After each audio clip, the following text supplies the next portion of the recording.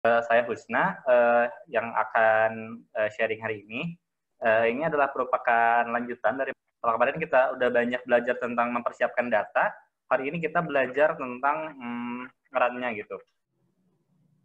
Oke, SWOT Plus ini merupakan gabungan prosesnya seperti ini, di mana kita pertama membangun SWOT database-nya itu dulu sendiri.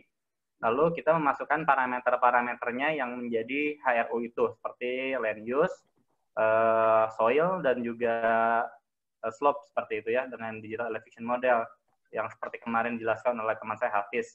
Lalu terakhir memasukkan juga nilai curah hujan, lalu dilakukan kalibrasi agar nilainya sesuai dengan kondisi lapangannya itu, karena kita tahu data-data land use, data-data soil, dan juga slope mungkin dari sumbernya ada berbagai macam kesalahan, baik dari segi resolusi atau ternyata data pengamatannya kurang tepat.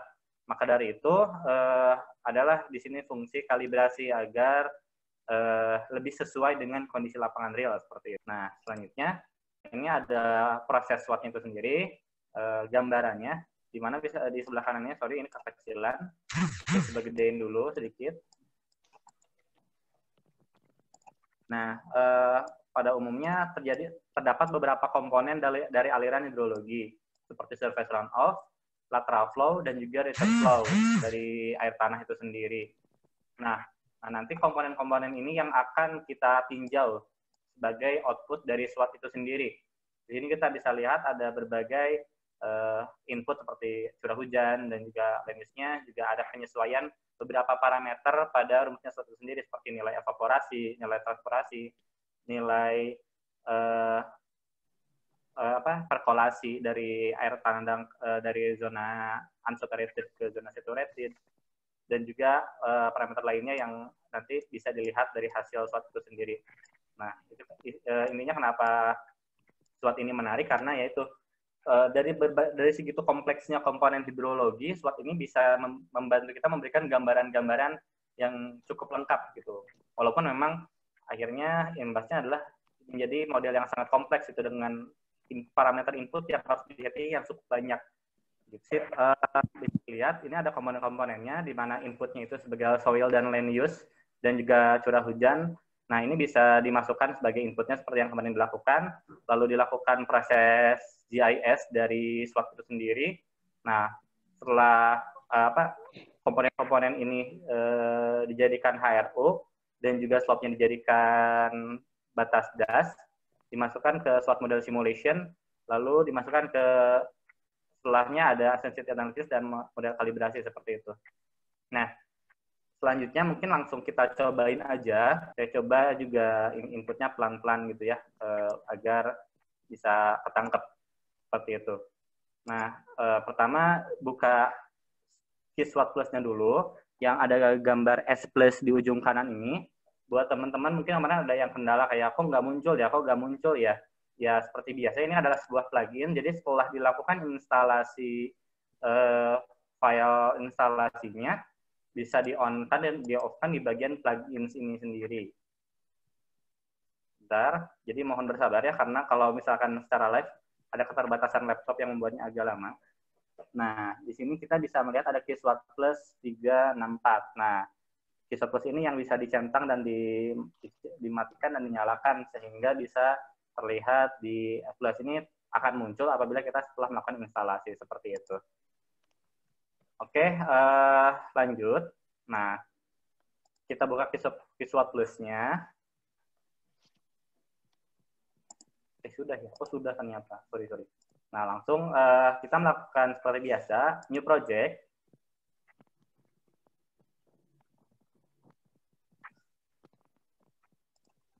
Lalu kita simpan, katakanlah coba di OneDrive ini. Kita bikin foldernya dulu. Latihan SWOT.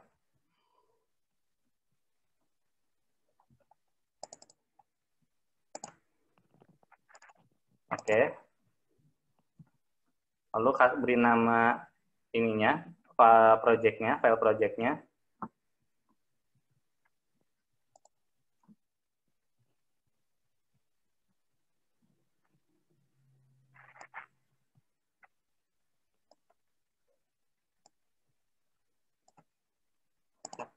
Nah, setelah dilakukan selesai penamaan file project, step pertama adalah ini ya, untuk membuat watershed-nya atau daerah aliran sungainya. Pertama kita klik step pertama, yaitu delineate watershed. Nah, akan muncul Windows terkait dengan memasukkan DEM di sini. Kita masukkan DEM yang kemarin udah ada diberi dari file tutorialnya.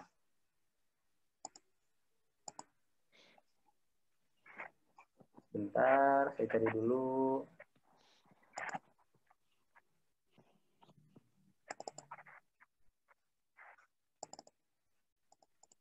Nah, ini ya DEM-nya ya. Kita coba masukkan. Nah, sudah ya. Nah, di sini udah kelihatan bahwa DEM-nya sudah berhasil masuk. Lalu selanjutnya, kita akan melakukan burn-in existing stream network. Gitu. Jadi, apa fungsi dari burn-in ini sendiri? Kalau kita melihat slide, di sini bisa kita lihat bahwa fungsi dari burn itu adalah istilahnya mengkalibrasi DEM-nya itu sendiri. Jadi, pada saat di DEM itu, di sini ada yang terlihat kurang jelas, misalkan. Nah, sehingga pada saat kita melakukan burn-in stream network, DEM-nya akan membuat dataran yang lebih rendah pada daerah-daerah sungai, sehingga menjadi lebih akurat flow direction dan flow accumulation-nya seperti itu. Karena memang arah aliran dari air permukaannya sendiri akan tergantung kepada DEM-nya itu sendiri, gitu, sehingga perlu dilakukan burn-in stream network seperti itu. Nah, kita lakukan burn-in existing stream network untuk kalibrasi DEM-nya sehingga bisa menyesuaikan dengan posisi-posisi sungai. Ini ada file stream. Nah, kita masukkan sungai utama.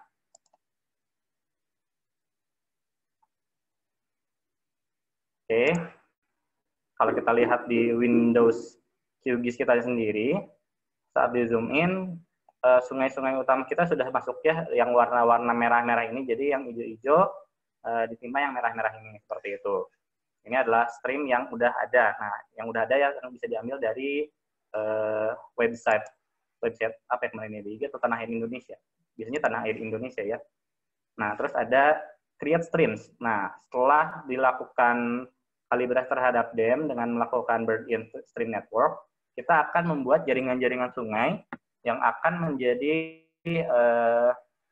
parameter utama dari model hidrologi ini, menjadi boundary utamanya seperti itu. Jadi bisa kita lihat bahwa ada channel threshold. Channel threshold di sini adalah maksudnya ukuran minimal dari channel atau strip untuk terbaca di model hidrologi kita, seperti itu. Kita bisa melakukannya dalam hektar atau kilometer, bisa ini untuk unitnya sendiri. Nah, bisa kita lihat di file presentasi. Ini ada opsi-opsi untuk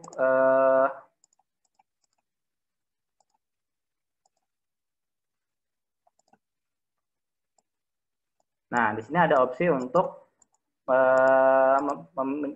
membuat ukuran-ukuran dari threshold. Pada saat kita membuat threshold-nya lebih kecil di sebelah sini, maka sungainya akan lebih detail memang seperti itu.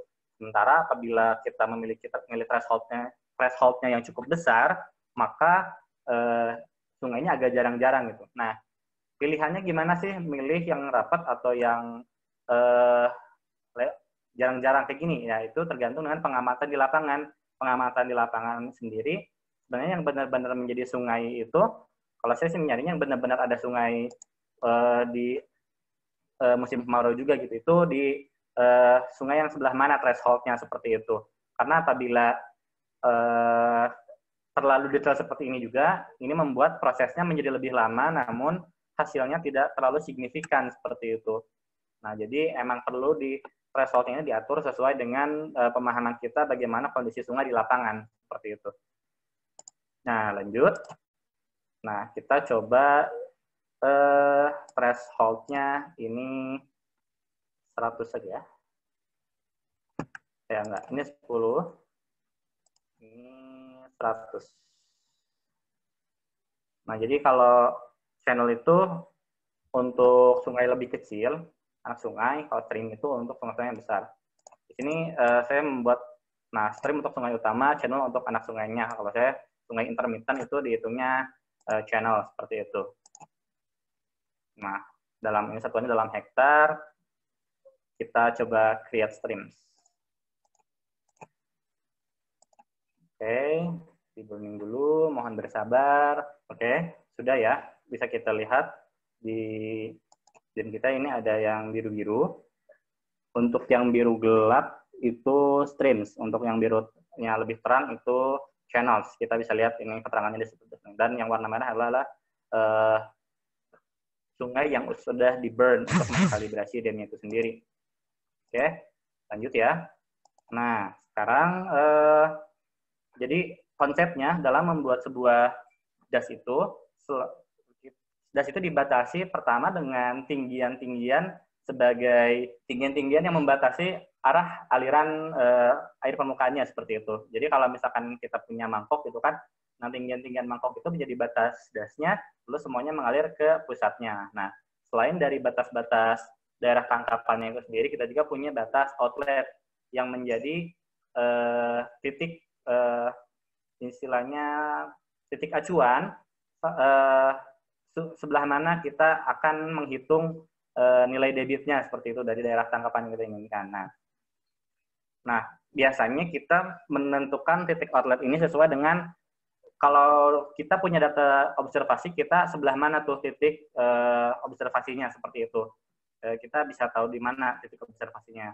Nah, baru kita bisa tentukan sebelah situ adalah inlet outlet kita. Nah, caranya, jadi ada dua cara. Pertama bisa dengan menggunakan shapefiles yang sudah ada tentang titik-titik pantau yang ada gitu. Nah, bisa juga kita bikin sendiri gitu. Karena saya tidak punya file SHP shapefile dari titik-titik pantau, maka saya akan bikin sendiri saja seperti itu. Nah kita nyari. Nah, ini studi kasusnya kita Das Cisangkuy ya. Das Cisangkuy ini adalah salah satu dari hulu Sungai Citarum. Karena saya pernah waktu mengerjakan hal di situ, karena saya tahu bahwa di sini ada titik pantaunya sebelah sini. Nah, sudah kan warna biru di sini. Apabila sudah terlihat warna biru, kita okekan saja. Nah, lalu kita dipilih. Nah, kalau sudah dipilih, menjadi warnanya kuning. Nah, berarti sudah dapat one snap seperti itu. Nah, karena batasannya kita sudah punya, damnya kita sudah punya, aliran sudah punya, kita tinggal membuat batasan dasnya itu sendiri. Nah, dengan opsi create watershed. Mari kita coba create watershed ini sendiri. Oke, nah seperti yang teman-teman lihat bahwa kita sudah memiliki das kita, das yang dibatasi oleh tinggian-tinggian di pinggir-pinggirnya, lalu di sini adalah outletnya sendiri, jadi semuanya mengakumulasi aliran-aliran yang terakumulasi pada satu titik di sebelah sini. Nah, kita sudah punya das. Nah, di sini das tuh ada pembagian-pembagian lagi, ada namanya subbasin atau subdas. Nah, ini subdas-subdasnya ini tergantung kepada threshold dari channel dan juga streamnya. Kalau kita membuat channel dan stream yang lebih detail, maka pembagian subbasinnya sendiri ini akan menjadi lebih banyak dan lebih detail gitu. Tapi kedetailan bukan berarti lebih bagus juga, karena ada yang namanya efektivitas seperti itu. Ada apabila dibuat terlalu terlalu detail, bisa jadi membuat perhitungan modelnya menjadi lebih lama gitu. Dan tapi hasilnya tidak signifikan seperti itu. Makanya memang harus disesuaikan dengan kondisi lapangannya seperti itu. Nah, kita sudah punya watershed-nya nih. Nah, di sini sebenarnya ada opsi-opsi lain, yaitu ada use existing watershed. Ini kalau misalkan kita udah punya data batas watershed-nya sendiri yang kita punya dari file ke shapefile gitu, itu kita bisa kita masukkan. Kalau ini tentang dam properties, jadi informasi tentang dam yang kita gunakan. Kalau tahu dam output, saya juga ini kurang tahu dan jarang dipakai juga seperti itu. Nah, lalu kalau misalkan merasa teman-teman tuh ini terlalu rapat nih, ada opsi merge subbasin seperti itu. Opsi merge subbasin ini apabila ada dua, misalkan kayak, oh ini sebenarnya nggak usah terpisah nih, ini satu subbasin aja, tinggal diklik lalu di merge seperti itu. Di sini udah ada opsinya select subbasin, dipilih dulu subbasin, terus tinggal diklik merge seperti itu. Ada lagi adalah add legs, jadi untuk memasukkan apabila ada danau, bisa juga. Sebenarnya di sini tuh ada namanya situ Cisanti sebagai danau, hanya karena saya tidak ada shape filenya, saya skip dulu proses ini. Cuma intinya kalau misalkan mau memasukkan danau atau reservoir seperti itu, opsinya ada di add legs ini dalam bentuk shape file seperti itu. Nah, oke. Ini adalah satu proses akhir dari pembuatan watershed atau daerah aliran sungai. Kita okekan, lalu dia akan menghitung parameter-parameter yang adanya seperti itu.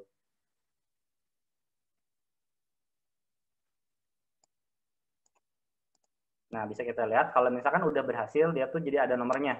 Nomor dari subbasin ini sendiri. Nah, nomor-nomor ini sendiri akan berguna pada saat kita akan ini apa namanya mengecek terkait sebelah mana. Lalu tolong dengan dicoret-coret ya. Nah, selanjutnya adalah tahap create HRU ini sendiri. Nah, tahap create HRU adalah seperti yang kita ketahui bagaimana kita menggabungkan land use, soil map, dan juga slope menjadi satuan-satuan yang namanya hidrologi respon unit gitu yang memiliki karakteristik land use, soil, dan juga slope yang khas seperti itu. Nah, kita tinggal memasukkan saja di sini dari data-data land use yang kita punya, yang kita dapatkan kemarin. Seperti ini land use. Tinggal dimasukkan aja dalam format cluster. Nah, jadi perbedaan kalau Kiswat sama ArcSort itu, kalau ArcSort biasanya dia mintanya dalam bentuk poligon. Sementara kalau Kiswat dia mintanya dalam bentuk raster, gitu data-datanya. Nah, terus raster kan biasanya cuma angka-angka doang. Nah, si angka-angka itu dikonversi dengan melakukan lookup kepada tabel-tabel database yang kita buat seperti waktu kemarin. Nah, di sini ada Jabar Land Use CSV. Jadi angka-angka yang ada di raster land use ini dikonversi menjadi kode-kode tertentu dengan cara membaca si CSV dari Jabar Land Use ini. Lalu selanjutnya dengan proses yang sama kita masukkan soil. Nah, ini soil, oke. Sip. Nah, soil juga sama ya, harus dilakukan pembacaan dengan menggunakan file CSV. Nah, file CSV-nya udah ada di folder-folder masing-masing udah dibagikan. Oke, sip. Nah, selanjutnya si soil ini sendiri ada database, ada rujukan database tersendiri gitu. Apabila kita daerah penelitiannya di Amerika, mungkin enak ya ada StatsGo sama Surgo yang langsung terhubung langsung. Cuma kalau misalkan kita punya jenis tanah, karena tanah tuh macam-macam klasifikasinya, nah jadi data Jabar Soils yang kita punya ini harus dibuat kita refer. Kalau SWOT sih adanya kayak Global User Soil. Nah, nanti teman-teman bisa dilihat di Global User Soil tanah daerah penelitian teman-teman tuh kodenya apa, nanti tinggal disesuaikan seperti itu. Oke, sip.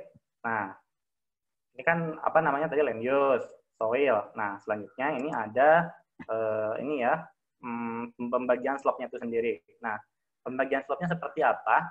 Kalau saya sih biasanya menggunakan pembagian slope yang di geologi tuh yang apa itu Van Zuidam atau apa ya, saya lupa namanya, yang 0, 15, 25, 45 seperti itu. Nah, jadi tapi emang untuk penelitian-penelitian tertentu beda-beda ya penggunaan klasifikasi slope-nya gitu. Cuma mungkin teman-teman ntar bisa sharing juga efektifnya seperti apa sih pembagian slope itu untuk term of hidrologi ya sebenarnya gitu. Kan term untuk morfologi seperti itu. Lanjut, kita masuk ke 16, 25, 45. Nah, ini pembagiannya. Sehingga nanti itu akan terbagi berdasarkan perbedaan slope-nya juga seperti itu. Nah, oke, selanjutnya ada ini generateful HRU set files. Nah, jadi ini kita untuk membangun HRU set files itu sendiri.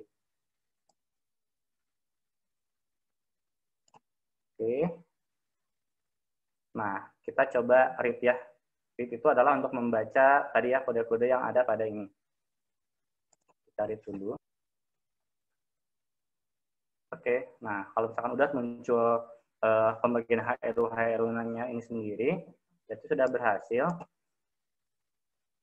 terbaca database-nya seperti itu.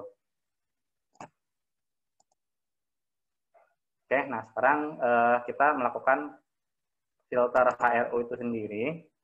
Jadi biar tidak terlalu rapat dan tidak terlalu membingungkan, di sini kan kalau kita melihat HRU secara full-nya itu 3.300 HRU seperti itu. Nah, kita membuat biar lebih efektif, biar tidak terlalu berat pembacaannya, kita akan mencoba menghilangkan HRU yang terlalu kecil sehingga akan dimasukkan ke HRU lainnya gitu, ke klasifikasi lain sehingga lebih efisien. Nah, seperti yang saya tunjukkan di slide.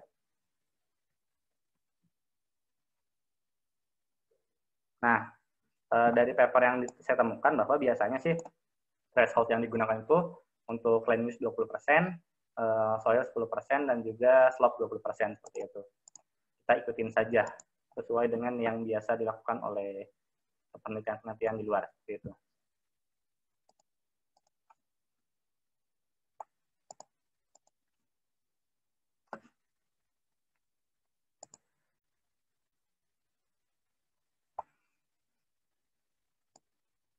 Oke, udah berhasil ya. Nah, buat teman-teman juga yang kemarin mungkin akan bertanya kalau misalkan dari tiap HRU itu misalnya AGRL yang perkebunan tuh tahu bahwa oh ada sebagian kebun jagung dan sebagian juga lagi kebun pisang. Itu bisa dilakukan dengan split land use itu sendiri. Di sini ada opsinya sebelah sini split land use-nya. Cuma untuk latihan kita hari ini kita nggak menggunakan split land use gitu. Nah, apabila step 3 ini udah bisa dipencet, berarti pembuatan HRU kita sudah berhasil. Nah, bisa kita lihat ini ada pembagian HRU-nya. Nah, ada land use, ada soil, ada slope, seperti itu. Nah, ini ada jumlah HRU-nya sendiri, channel, dan lainnya. Di sini bisa dilihat reportnya hasil dari pembagian HRU itu kita. Nah, ini asalnya juga banyak sekali, jadi bisa dilihat sendiri nanti informasi apa saja yang bisa didapatkan dari sana. Kita lanjut ke step 3, di sini udah done, dan juga step 3 adalah edit input SWOT, dan juga ngerannya. Nah, ini adalah tahap pertama dari SWOT editor, di mana kita harus connect dulu ke database SWOT kita. Tinggal di next aja, di open, terus di start import ya.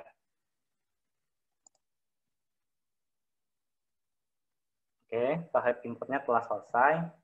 Nah, kita lanjut ke ini project setup-nya, lalu kita ke edit SWOT plus input-nya. Nah, ini adalah yang menjadi kunci dari edit SWOT input itu sendiri. Nah, yang pertama adalah kita ke weather generator. Jadi kalau ini fungsinya untuk memasukkan data klimatologinya dan data curah hujan itu sendiri. Pertama kita melakukan import data dulu. Nah, ini tinggal di start import biasa saja. Di next saja untuk yang bagian weather generator data.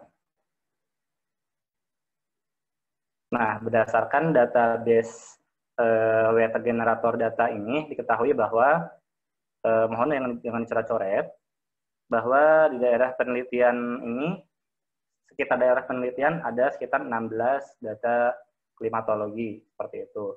Nah, setelah dilakukan import data weather generator, selanjutnya kita memasukkan data stasiun klimatologinya gitu, AWRL-nya. Sebenarnya ini juga saya kurang tahu ya untuk database weather station ini mereka perhitungannya seperti apa. Mungkin karena dilakukan secara global, mereka melihatnya dari satelit seperti itu. Nah, tinggal dilakukan import data. Nah, yang diambilnya datanya adalah yang di-download dari weather.tamu itu, yang seperti kemarin dijelaskan oleh teman saya, SWOT 2012 filesnya. Terus tinggal kita cari file dari weather.tamu yang sudah kita download.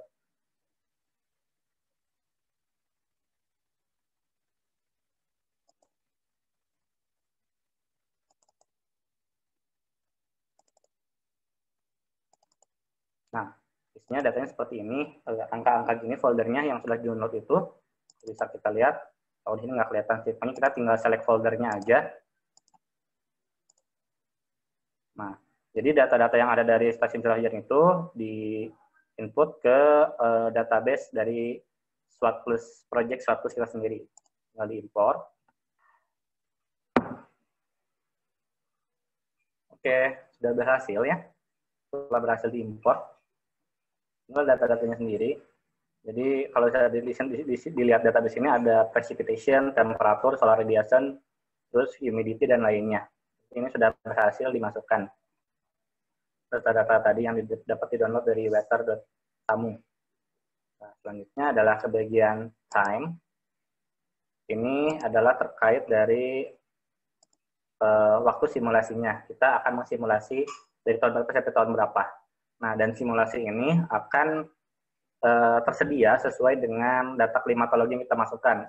Kebetulan data klimatologi yang dimasukkan ada dari tahun 1979, cuma karena kita tidak butuh selama itu dan juga bakal lama banget, kita bikin lebih singkat seperti itu. Misalkan tahun 2005, terus ininya kita nolkan saja karena ada keterangannya. Kalau misalkan 0 adalah Desember 31, ininya 2013 saja. Seperti itu. Untuk handphonenya, karena datanya itu harian, sesuai yang kita download tadi itu, kalau dari weather.tamu itu harian, sehingga di sini time steps-nya daily. Kita save change. Oke, udah centang hijau, sudah berhasil. Nah, selanjutnya adalah print. Nah, di sini ada NYSkip. Nah, NYSkip ini sendiri terkait dengan tahun yang akan kita print sebagai outputnya itu sendiri yang akan diperlihatkan gitu kan.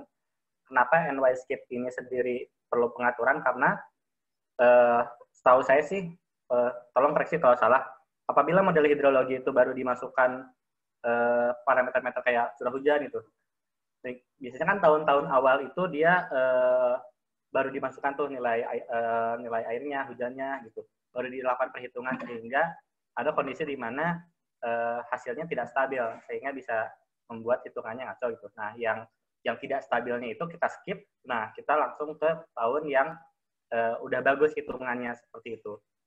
Nah, sama dari paper yang saya baca-baca juga biasanya dimintanya 3 tahun sih. Seperti itu. Oke, di sini sudah kita NYSkip-nya 3, yang lainnya kita 000 saja. Ini udah oke, kita pencet save change. Nah, ini adalah output-nya itu sendiri. Jadi kita pengen output-nya itu apa sih? Rata-rata tahunan, atau bulanan, seperti apa? Atau daily, atau harian. Nah, untuk ini kita coba melakukan secara bulanan dan tahunan, seperti itu ya. Dan juga average annual. Karena kalau yang daily ini akan sangat lama sekali kalau misalkan dicentang semuanya. Biasanya sih yang wajib atau sangat dibutuhkan daily itu adalah ini, yang channel SD. Jadi data harian dari sungai, gitu, channel output. Nah, output dari channel biasanya dimintanya harian, cuma kan kita latihan dan biar nggak lama, kita ambilnya bulanan, tahunan, dan average annual saja. Nah, oke, kita save change.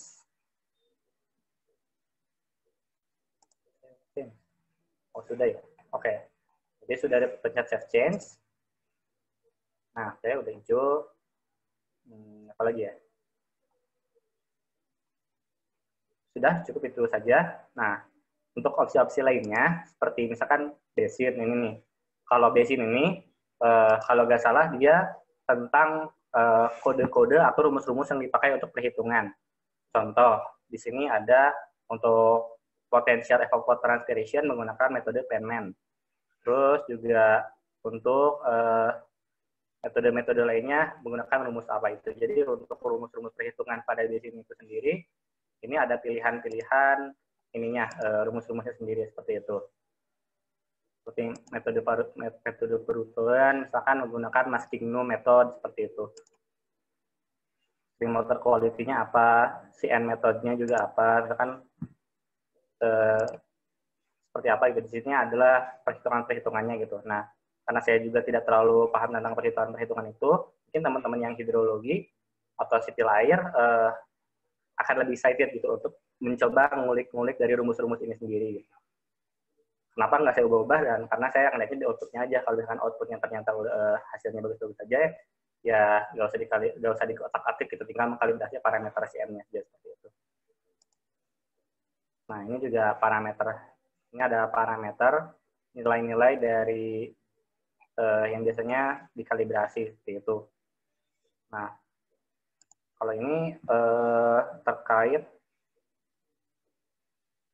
ini lebih ke database sih, database kayak HRU itu sendiri seperti apa, parameternya, kondisinya seperti apa. Tuh kayak misalnya HRU, dia memiliki koordinat, memiliki elevasi, dan juga lainnya seperti itu. Ini bisa dilihat di manualnya terkait opsi-opsi lainnya. Nah, dan saya kali ini tidak menggunakan opsi-opsi lainnya itu sendiri. Nah, setelah input SWOT editornya sudah dilakukan, kita melakukan settingan-settingan tadi, kita masukkan ke project kita dengan melakukan save and write files yang gambar pensil ini.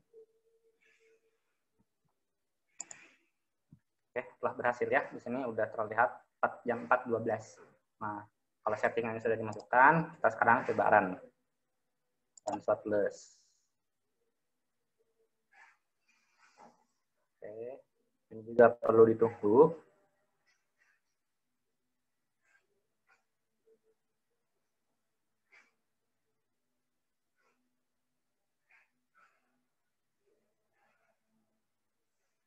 Nah, sambil ditunggu, sambil saya menjelaskan beberapa hal di slide. Nah, setelah melakukan proses, nah ini adalah gambaran dari visualisasinya sendiri. Salah.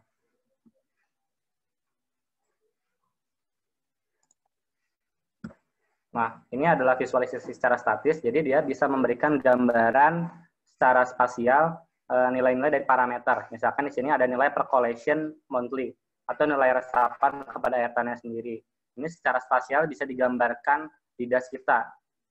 Nah, di sini juga ada parameter-parameter lain yang bisa dimasukkan, seperti surki, proof number, lateral flow, seperti itu. Ini bisa dipilih. Nanti kita lihat di opsinya, cuman gambarannya outputnya seperti ini. Nah, selanjutnya ada visualisasi secara animasi. Nah, secara animasi ini selain dari spasial, dia juga secara temporal. Jadi dari waktu ke waktu dia ada waktunya, bisa lihat di sini ya, ada 10 Januari, 11 Januari, 12 Januari. Nah, nilainya terkait seperti yang ada di sini. Warnanya akan berubah-ubah dari hari ke hari, seperti itu. Nah, ini ada legendanya itu sendiri. Cuma kalau misalkan kita mau melakukan output ini akan cukup lama juga, memakan waktu. Nah, yang terakhir adalah visualisasi secara grafik seperti itu. Biasanya visualisasi secara grafik itu adalah untuk debit. Nah, di mana debitnya itu bisa kita plot secara bulanan atau harian. Ini untuk hariannya, yang bawah untuk bulanannya. Dan juga kita bisa memasukkan debit observasi gitu, biar kita lihat di plotnya dia sesuai atau tidak, seperti itu.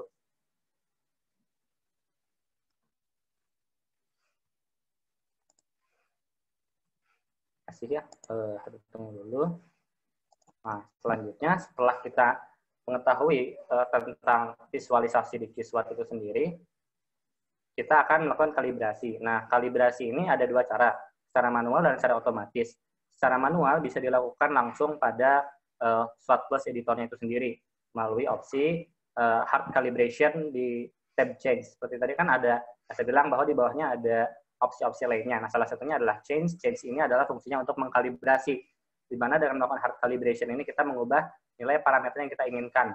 Apakah itu curve number, atau misalkan nilai resapan air tanahnya sendiri, atau nilai evaporasinya. Nah, hal apa yang perlu kita kalibrasi itu bisa dipelajari dari berbagai jurnal-jurnal yang kita pelajari gitu. Untuk jurnal yang ini ada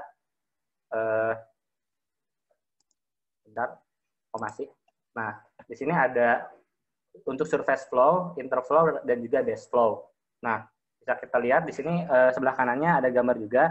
Apabila nilai debitnya terlalu tinggi, maka mungkin kesalahannya ada pada curve number-nya sendiri, sehingga kita dapat mengurangi nilai curve number, sehingga mengurangi nilai limpasannya dan menambah nilai resapannya seperti itu. Nah, apabila kita memiliki dia pada musim kemarau itu terlalu nol, terlalu kering, sementara di lapangan sebenarnya masih ada sungai yang mengalir, mungkin kita keliru memasukkan parameter base flow-nya, sehingga kita bisa mengkalibrasi parameter-parameter base flow agar dia ininya naik, nilai base flow-nya gitu. Di sini ada contoh dari Kim 2017. Di sini kita ada nilai-nilai seperti curve number, SOLCA, dan juga ground water delay. Jadi ada beberapa, kita perlu melihat sendiri dari grafik kita itu kesalahannya di mana. Kalau di sini kan kita lihat bahwa yang simulasi pertama itu dilakukan melihat bahwa hasil simulasi terlalu tinggi daripada hasil observasi. Nah, observasinya di bawah banget, sementara simulasinya dia tinggi-tinggi. Maka kita akan mencoba mengurangi nilai curve number-nya sehingga dia turun. Nah, kalau misalkan kita lihat di sini turun tapi tidak terlalu signifikan, nah bisa jadi nilai dari parameter curah hujan kita ada yang keliru, mungkin terlalu besar. Biasanya sih seperti itu yang pernah saya alami, bahwa hasil dari database SWOT itu sendiri, nilai curah hujannya biasanya ada yang terlalu besar, sehingga membuat hasil simulasinya juga terlalu besar. Maka memang perlu dibandingkan dengan pengamatan lapangan. Kalau udah punya data pengamatan lapangan, mending di replace aja itu si nilai-nilai curah hujannya seperti itu. Oke, kita lihat. Oke, close. Nah, kalau udah successful, nah ini juga lama juga sih import output. Ya, harap bersabar ya.